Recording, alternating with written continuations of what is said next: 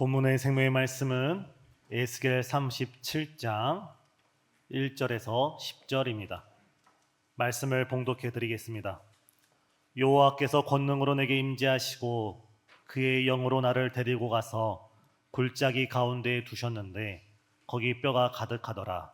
나를 그 뼈 사방으로 지나가게 하시기로 본즉 그 골짜기 지면에 뼈가 심이 많고 아주 말랐더라. 그가 내게 이르시되 인자야 이 뼈들이 능히 살 수 있겠느냐 하시기로 내가 대답하되 주 여호와여 주께서 아시나이다. 또 내게 이르시되 너는 이 모든 뼈에게 태어나여 이르기를 너희 마른 뼈들아 여호와의 말씀을 들을지어다. 주 여호와께서 이 뼈들에게 이같이 말씀하시기를 내가 생기를 너희에게 들어가게 하리니 너희가 살아나리라. 너희 위에 심줄을 두고 살을 입히고 가죽으로 덮고 너희 속에 생기를 넣으리니 너희가 살아나리라. 또 내가 여호와인 줄 너희가 알리라 하셨다 하라. 이에 내가 명령을 따라 태어나니 태어날 때 소리가 나고 움직이며 이 뼈 저 뼈가 들어맞아 뼈들이 서로 연결되더라. 내가 또 보니 그 뼈에 힘줄이 생기고 살이 오르며 그 위에 가죽이 덮이나 그 속에 생기는 없더라. 또 내게 이르시되 인자야 너는 생기를 향하여 태어나라. 생기에게 태어나여 이르기를 주 여호와께서 이같이 말씀하시기를 생기야 사방에서부터 와서 이 죽음을 당한 자에게 불어서 살아나게 하라 하셨다 하라. 이에 내가 그 명령대로 태어나였더니 생기가 그들에게 들어가매 그들이 곧 살아나서 일어나 서는데 극히 큰 군대더라. 아멘. 이 시간 주일 예배 나오신 우리 성도님들을 예수님의 이름으로 환영하고 축복합니다. 우리 옆에 계신 성도님들과 웃으면서 인사하겠습니다. 참 잘 오셨습니다.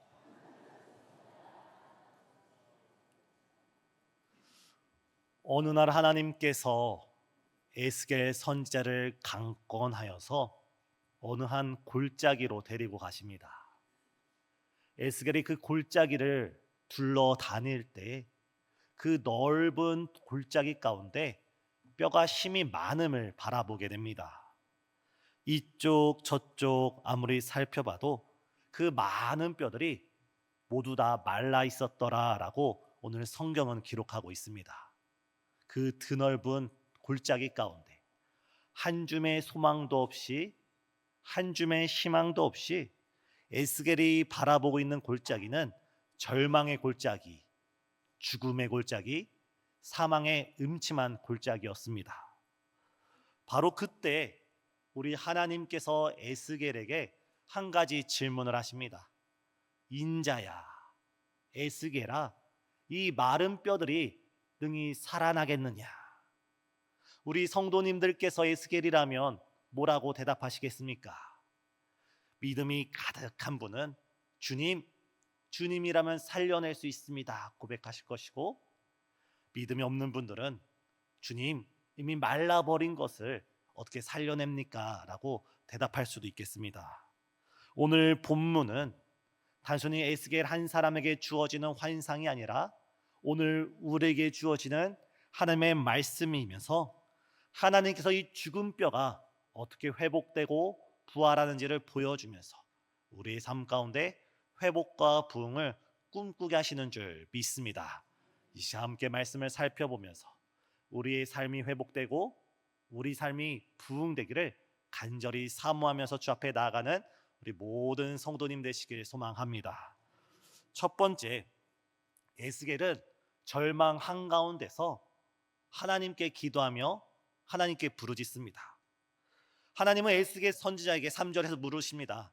인자야, 이 뼈들이 능히 살아나겠느냐? 의학적인 관점에서 사람은 이 심장이 멈추게 되면 혹은 이 뇌가 뇌사 상태가 빠지게 되면 의사는 사망했다라고 선고를 합니다. 심장이 멈추면 뇌가 뇌사의 상태에 빠지면 다시 살아날 수가 없습니다. 인간적인 관점에서는 그렇습니다. 그럼에도 불구하고 에스겔은 이미 죽은 지 오래되어서 그 뼈에는 모든 살같이 부패되어서 다 사라져버린 그 마른 뼈를 바라보면서 아니요 주님, 살아날 수 없습니다라고 고백하지 않습니다. 왜냐하면 지금 에스겔에게 이 뼈가 능히 살아나겠느냐라고 묻고 계시는 분이 바로 창조주 하나님이시기 때문입니다. 사랑하는 성도님, 우리가 믿는 하나님은 창조주이심을 믿습니다. 우리 하나님께서는 말씀으로 천지를 창조하시며 티끌로 사람을 만드시고, 하나님이시라면 죽은 자도 다시 살리시고 마른 뼈도 능히 다시 살려낼 수 있는 줄 믿습니다. 믿으시면 아멘 하시기 바랍니다. 우리가 믿는 하나님은 능치 못함이 없는 일, 무엇이든지 원하시기만 한다면 다 하실 수 있는 분이 우리가 믿는 하나님 아버지십니다. 그런데 놀라운 것은, 우리가 더욱더 에스겔의 대답을 주목할 것은, 에스겔은 주님이라면 능히 살려낼 수 있습니다, 이렇게 대답하지 않았습니다.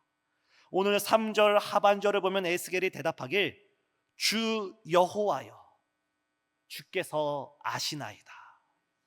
주 여호와여, 이 많은 뼈들이, 아주 말라버린 뼈들이 다시 살아날 것은 오직 하나님의 의지에 달려 있습니다. 오직 하나님의 계획에 달려 있습니다라고 고백을 하는 겁니다. 이 짧은 에스겔의 고백은 두 가지 신앙 고백이 담겨 있습니다. 이 두 가지 신앙 고백을 살펴보기 이전에 우리 이 시간 에스겔의 이 짧은 고백을 다 같이 한번 따라해 보시길 바랍니다. 주 여호와여, 주께서 아시나이다. 다시 한번 하겠습니다. 주 여호와여, 주께서 아시나이다. 에스겔이 하나님의 물음 앞에 주 여호와여, 오직 주님만이 아십니다 고백했던 그 첫 번째 신앙 고백은, 주님, 저는 이 마른 뼈들을 살려낼 수가 없습니다. 사람들은 이 마른 뼈들을 다시 구원할 수가 없습니다. 세상의 어떤 수단과 방법을 동원한다 할지라도 이미 죽어버린 이 뼈들을 어느 누가 다시 살릴 수 있습니까 하면서 에스겔은 인간의 능력으로는 도저히 죽은 뼈들을 살릴 수 없음을 고백하고 있습니다. 믿음이란 것은 때로는 현실 속에서 나의 한계, 나의 부족함을 직시하는 데부터 시작됩니다. 그리고 에스겔은 두 번째, 주님, 나는 이 뼈들을 살릴 수 없고 사람들은 이 뼈를 살릴 수가 없지만 하나님은 이 뼈를 살릴 수가 있습니다. 하나님은 이 수많은 뼈, 그 어떤 소망도 희망도 없는 절망뿐인 이 뼈들을 다시 살려낼 수 있습니다, 이렇게 고백하면서 오직 주의 뜻대로 되기를 원하나이다, 오직 하나님의 계획하신 그 계획이 온전히 이루어지기를 원하나이다, 이런 기도 가운데 에스겔은 주여, 오직 주께서 아시나이다 라고 고백을 하고 있는 것입니다. 때론 우리가 에스겔의 기도를 볼 때, 이 고백을 볼 때, 하나님께 기도할 때면 주님은 하실 수 있습니다 라고 담대하게 말하면 좋았을 것을 왜 이렇게 애매모호하게 대답을 했을까요? 사실 에스겔은 이 마른 뼈의 환상을 바라보면서, 그 수많은 골짜기 가운데 있는 수많은 그 뼈들을 바라보면서 자신의 민족인 이스라엘의 절망을 발견하게 되었고, 자신의 처참한 현실을 바라보게 되었던 것입니다. 지금 이스라엘은 어떤 상황 가운데 있습니까? 하나님께서 본문 11절에서 말씀하시기를 이 뼈는 이스라엘 온 족속이다라면서 말씀해 주십니다. 지금 이스라엘은 하나님을 멀리 떠나 있습니다. 그 옛날 다윗과 솔로몬의 영광은 사라져버리고 그 나라가 남과 북으로 분열되었을 뿐만 아니라 그 북이스라엘은 아주 오래전에 아수르 제국에 의하여 멸망을 당했고, 남유다 왕국마저도 이제 바벨론에 의해서 함락되었습니다. 심지어 하나님의 영광과 이름이 함께하는 하나님의 성전조차도 불타버렸고, 그 이스라엘 가운데 있는 수많은 백성들은 지금 바벨론으로 포로로 끌려와서 고된 노역 가운데 하루하루를 살아가고 있습니다. 이 바벨론 한가운데서 정말 고된 노동 가운데 살아가고 있는 그 이스라엘 백성을 바라볼 때 그 어디에서도, 그 어느 장소에서도 소망과 희망을 발견할 수 없었던 것입니다. 그런데 더 큰 문제는 무엇입니까? 바로 에스겔 자신이 그 무리들 가운데 있었습니다. 에스겔의 아버지가 누구입니까? 제사장 부시입니다. 에스겔은 제사장 가문에서 태어나서 어려서부터 예루살렘 성전에서 섬길 것을 꿈꾸면서 자라났던 청년이었습니다. 하지만 그의 나이 25살 때에 그는 바벨론에 의하여 먼 타국으로 포로로 끌려오게 되었고, 포로 생활을 한 지 11년이 지나자 예루살렘이 멸망하였고 하나님의 성전이 무너져 내렸다는 청천벽력 같은 소리를 듣게 됩니다. 에스겔은 자신의 민족을 바라봐도, 자기 자신을 바라봐도 어떠한 내일을, 어떠한 미래를 꿈꿀 수 없는 그런 낙심한 상황 가운데 이 마른 뼈들을 바라보고 있었던 것입니다. 따라 이러한 상황 가운데 에스겔이 주 여호와여, 주께서 아시나이다 라고 고백하는 것은, 아까 말씀드린 그 두 가지 의미를 풀어서 설명해 드리면, 하나님, 저는 저를 살릴 수가 없습니다. 저는 저를 회복시킬 수가 없습니다. 오직 하나님만이 나를 회복시킬 수 있고, 오직 하나님만이 나를 살려낼 수 있습니다. 이 포로기 가운데 있는 이스라엘 백성들, 우리는 이 이스라엘 백성을 해방시킬 수 없고, 이 이스라엘 백성을 다시금 고국으로 되돌려 보낼 수 없습니다. 우리는 할 수 없지만 하나님은 할 수 있으십니다. 우리는 불가능하지만 하나님께는 능치 못한 일이 없으십니다. 하나님이 원하시는 대로, 하나님이 뜻하시는 대로 하나님의 뜻이 이루어지기를 간절히 기도하나이다. 에스겔은 하나님의 궁유를 구하면서, 하나님의 자비를 구하면서 하나님께 부르짖고 있는 것입니다. 사실 에스겔은 1장부터 3장까지는 에스겔의 소명장이 나타나 있고, 4장부터 22장까지는 이스라엘과 열방을 향한 하나님의 심판의 말씀이 적혀져 있습니다. 그리고 에스겔 33장부터 48장까지는 이스라엘의 회복에 대해서 하나님이 약속해 주시는데, 그 가운데 가장 중요한 말씀이 에스겔 37장입니다. 다시 말해서 에스겔은 이미 알고 있었습니다. 하나님께서 이 이스라엘 민족을 다시 회복시킬 것이다. 하나님께서 이 바벨론에서 우리를 다시 구원해내 주셔서 그 옛날 출애굽처럼 우리를 다시금 해방시킬 것이라는 하나님의 뜻을 알고 있었습니다. 이 에스겔은 주 여호와여, 하나님의 뜻하신 그 선한 계획이 속히 이루어지기를 원하나이다. 하나님께 기도를 드리고 있는 것입니다. 사랑하는 성도님, 때로는 우리 인생 가운데 우리도 마른 뼈를 통해서 우리의 절망을 만날 때가 있습니다. 절망의 골짜기, 죽음의 골짜기, 사망의 음침한 골짜기를 지날 때가 있습니다. 건강의 문제로 인해서, 가정의 갈등으로 인해서, 때로는 자녀의 앞날의 문제, 사업과 직장의 문제, 우리의 이 땅을 살아가면서 수없이 만나는 여러 문제들, 때로는 그것이 나라와 민족의 문제가 될 수 있습니다. 우리가 그런 사망의 음침한 골짜기를 다닐 때 오늘 에스겔처럼, 주님, 우리를 구원할 수 없습니다. 하나님이 우리를 구원하시고 하나님이 우리를 회복하여 주시고 하나님의 뜻이 우리 삶 가운데, 우리 가정 가운데, 우리 교회 가운데, 이 나라와 이 민족 가운데 온전히 이루어지게 하여 주시옵소서. 함께 기도하는 우리 신생의 모든 성도님 되시길 간절히 소망합니다. 그렇다면 하나님께서는 어떻게 이 이스라엘 민족을 회복시키시나요? 오늘 설교의 제목처럼 말씀과 성령으로 하나님께서는 회복시키십니다. 하나님께서는 에스겔의 선지자에게 말씀하십니다. 그 마른 뼈들을 대하여 태어나라고 말씀을 하십니다. 하나님께서 마른 뼈들을 대하여 직접 말씀하지 않으시고 선지자 에스겔에게 말씀을 주시고 그 말씀을 가지고 마른 뼈를 향해 선포하라는 겁니다. 이 에스겔은 하나님의 말씀을 듣고 그 말씀을 믿고 붙들고 그 말씀에 의지하여 아무런 소망이 없는 그 마른 뼈들을 향하여 선포하기 시작합니다. 그런데 이게 어떤 일입니까? 매우 놀라운 역사가 시작됩니다. 이 뼈 저 뼈, 그 드넓은 에스겔 골짜기에 있는 수많은 뼈들이 움직이면서 소리가 나기 시작합니다. 그 뼈들이 움직이면서 하나씩 하나씩 맞춰지는 소리가 그 에스겔 골짜기에 충만하게 퍼집니다. 그리고 그 맞춰진 뼈들을 위해 힘줄이 생기고 살이 오르고 가죽이 덮어지면서 온전하게 하나가 됩니다. 사랑하는 성도님, 우리 신생중앙교회도 하나님의 생명의 말씀이 선포되길 원합니다.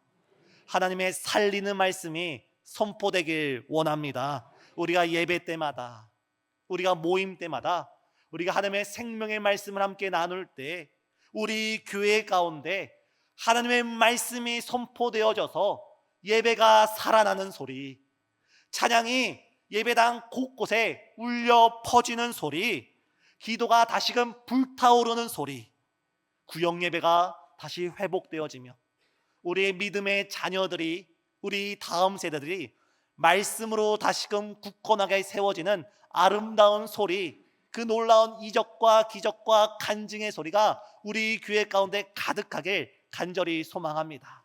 무엇보다도 한 영혼이 돌아올 때, 잃어버린 한 생명이 돌아올 때 천국에선 의인 99명보다 그 한 영혼을 인하여 주님께서 더 기뻐한다고 했는데, 매주 잃어버린 영혼이 우리 교회 가운데 돌아오면서, 잃어버린 영혼이 우리 주님 곁에 돌아오면서 우리 주님이 기뻐 춤추시며 노래하는 소리가 우리 마음 가운데 울려 퍼지기를 간절히 소망합니다.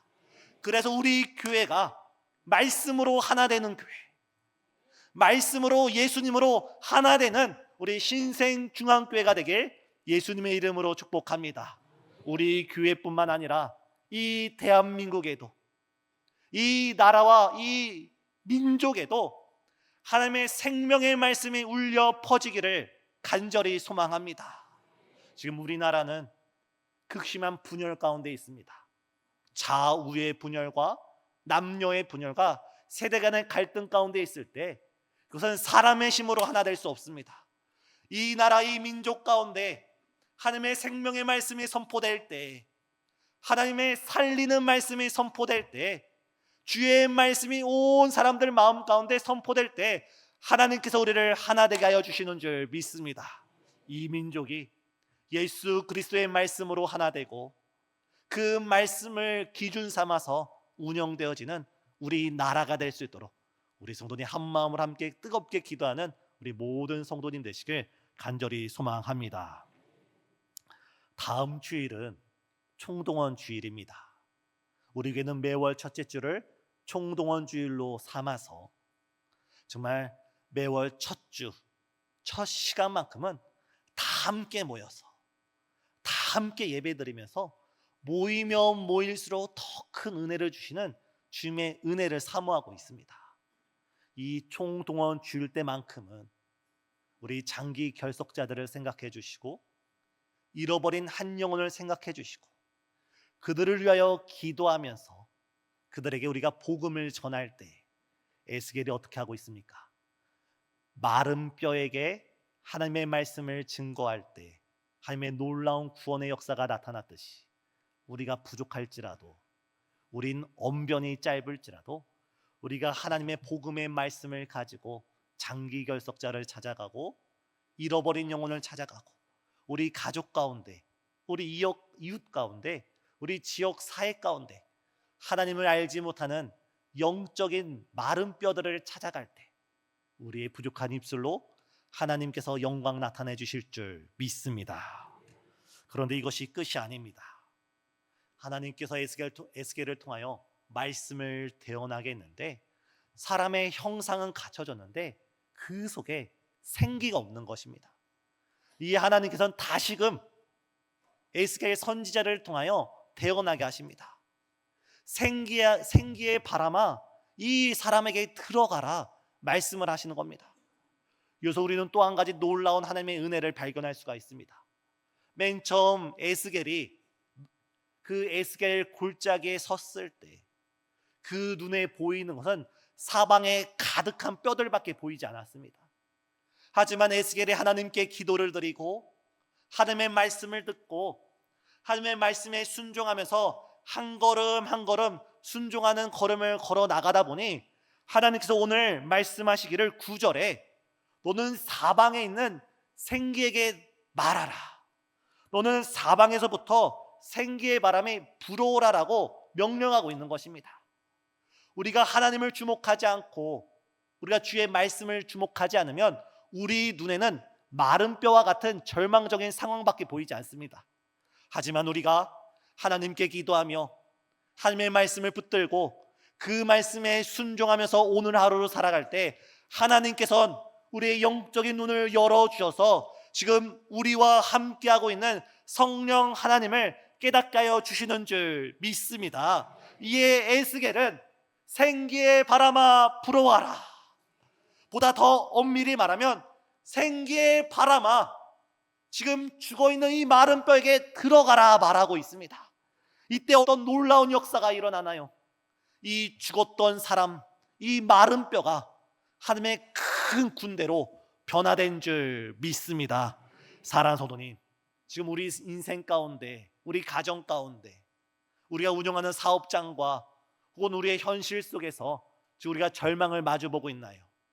우리의 능력이 부족하고 우리의 삶의 그 문제 앞에 우리가 손 쓸 수 있는 일이 하나도 없으십니까?